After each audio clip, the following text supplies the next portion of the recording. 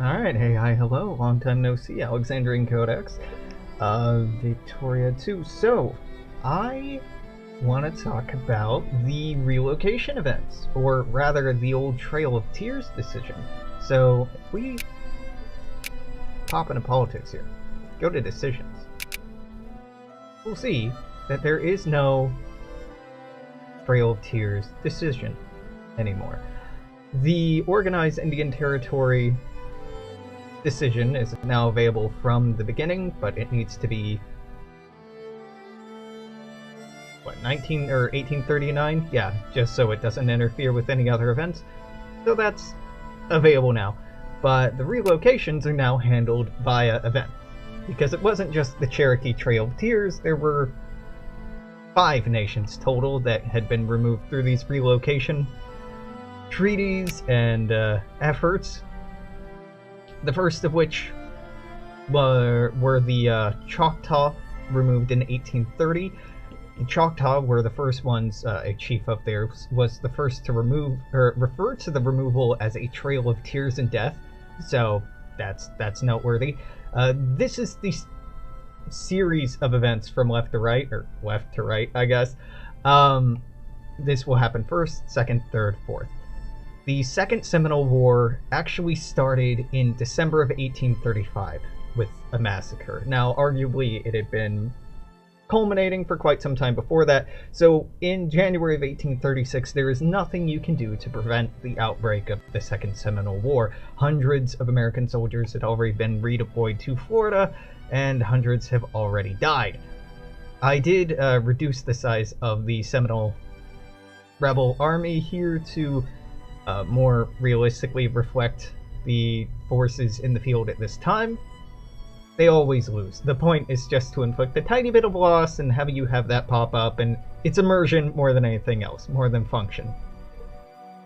So yeah, if only this could have been avoided somehow. Native American pops in that culture group will lose 10% of their population. Non-Native Americans lose 20% of their population. Not great. The Chickasaw relocation is the first place where you're given a choice. The Chickasaw, which are mostly here, were offered financial compensation. I think $3 million US was the deal for them relocating to here, mostly. Well, it's more like here. It went unpaid for something like 30 years. I'm not sure if it was ever actually paid in full. I can't remember. So either promise monetary compensation, you don't have to pay anything up front because the US didn't, or we should put a stop to these relocations. If you promise monetary compensation, you basically get the effect of the Cherokee removal event, Trail of Tears event. That removed 50% of the population, which is absurd. The Cherokee lost a lot of people, but not 50% of their population, so that number has been diminished a little bit. You can relocate them here, or you can put a stop to these relocations. Now, if you put a stop to the relocations, this event will not happen. You will not see this event. It will just end. But if you go ahead and click yes, we can watch this happen, actually. See culture here, see this tiny 3% Muskogean. If we go ahead and relocate them, if I click back on here, they're gone. So all Muskogean and native peoples in Mississippi region have been moved here. They're super tiny, but they're in there. At the time, there were already a lot of Cherokee who, well, not just Cherokee. I think a sizable amount of these should be changed to Muskogean, actually, because the Choctaw had already moved out here and were one of the larger groups to move out. So, check. Okay. Pop / culture distribution. I can only ballpark that, but I forgot to do that.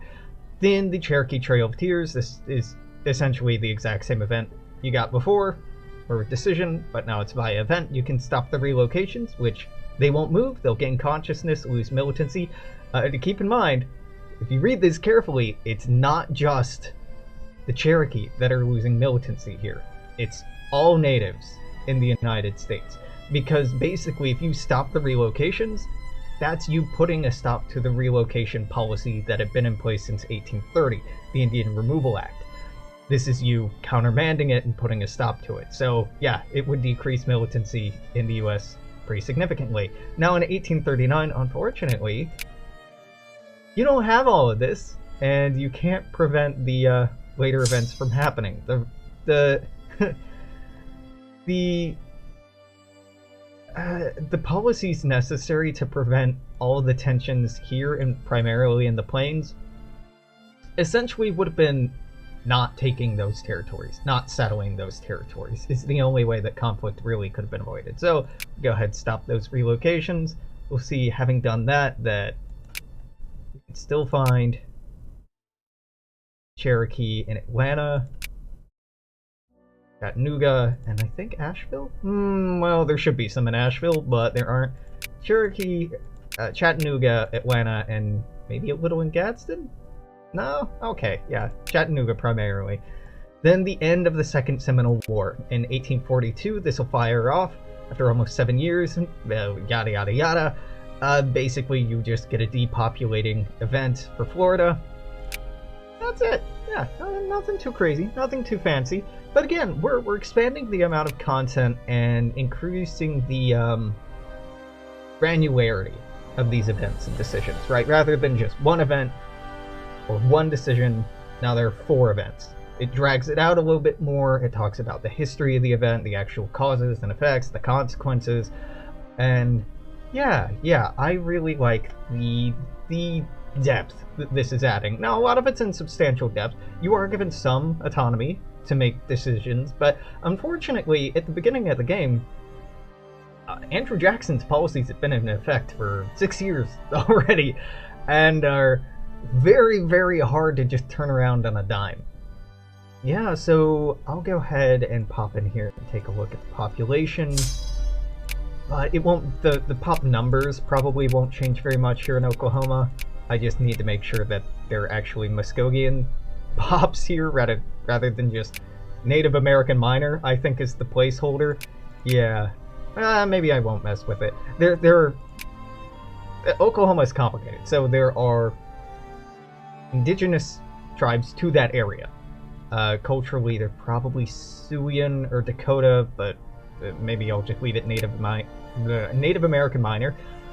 There are Choctaw, there are Cherokee, there are Chickasaw, there are Seminole who have already been voluntarily moved. Some Seminole not so voluntarily moved. So it's a bit more complicated than just 2 or 3 colors here. Yeah, I'll take a look at that next. I don't think... I don't know if I'll have anything else done by tonight. No, I haven't been working at this long. These are actually really easy to pump out once I have an idea. But we don't have a lot of big wars left. We have a lot of like small one-off wars over here, and I'll probably introduce those and just do one video on all of those where I quickly go through them. A lot of them are just going to be 1 event or 2 event deals. They're not going to be the 4 event or 6 event or 8 event kind of tiers that we're seeing for the larger groups or the series of groups. No, these are really the big events so far as the native nations go. But with that said, I'm probably going to spend the next 2 days working on it still. Okay. With all of that out of the way, I'm going to go read census data. Very exciting. Until tomorrow, I'm going to say toodaloo, take care. I will see you then. Bye-bye.